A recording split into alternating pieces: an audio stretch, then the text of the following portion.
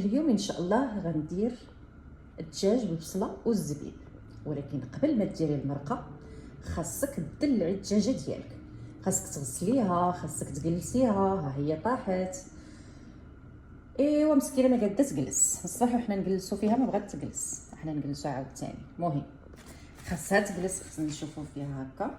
خاصك تجلسيها، تغسليها بالحامض، خاصك تهلاي فيها، خاصك تدلعي هذيك الدجاجه باش تجيك هذيك المرقه بنينه ومزينه. الا ما درتيش هاد المراحل غتجيك الدجاجه باسله حاسله. ايوا تابعوا معايا. هاد الدجاجه هذه العطريه اللي غنستعملوا ليها الخرقوم. الخرقوم اللي كيكون مطحون في الهند، الشونيه اللي كتكون من افخر الشونيات اللي هي الحبيبات الفلفل الحمراء الحاره. وهذا الربيع هذا اللي شديناه وغسلناه ونشفناه وقطعناه بكل حنان، يعني قطعناه رقيق باش ما يحرقش لنا هذيك الدجاجه ديالنا. ايوا البزار اللي يكون مطحون ويكون من ارقى الابزارات. ايوا من بعد بودره الثومه اللي حتى هي طاحنينها ومنشفينها وغاسلينها مزيان ومطحنوها. وسكينجبير اللي حتى هو مطحون. السكينجبير هذا جاي من الثلث الخالي. واخيرا القرفه اللي من افخر اعواد القرفه. واخيرا الزيت اللي مطحون في احسن المطاحن واللي مزروع ومنقي ومغسول ومكاد.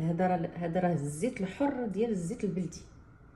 صافي وغنشدوا هذيك الدجاجه غنقطعوها، ولكن غندرقوا عليها الموس نبينوش ليها باش نقطعوها. خاصهاش تشوف باش ما تخلاش، واخا هي راه ميته ولا هادي، ولكن خاصنا ديك الدجاجه ما نكرفسوهاش. ومن بعد نرد الدجاجه ديالي. المهم انا غنطيب الدجاجه ديالي، ملي غطيب غنقدمها لكم بالصحه والراحه. راه ماشي اي واحد كيقدر يدير المرقه راه ما كتجيش البنينه لاي واحد. خاصك ديري هاد الشروط هذه. العطريه ما تلحقيش وتجيبيها من ما كانت، جيبيها من الثلث الخالي، خصوصا السكينجبير اللي كيجي من الثلث الخالي راه كتجي بنين. يعني المرقه ماشي اي واحد كيتقنها، قليل في العالم اللي كيتقنوا المرقه.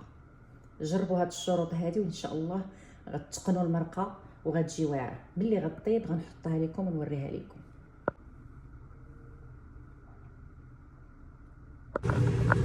ايوا ها هي المرقه المعيلكه.